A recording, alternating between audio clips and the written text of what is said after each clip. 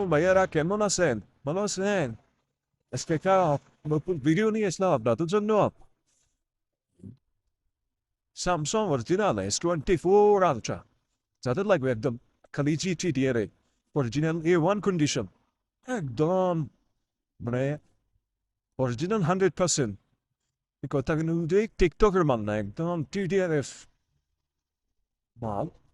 দেখেন দেখেন এই বাইরে কত স্পেশাল দেখানো ইউটিউব যেগুলো শুনে পর অরিজিনাল TDRF ফোন যাদের যাদের লাগবে চলে আসবেন।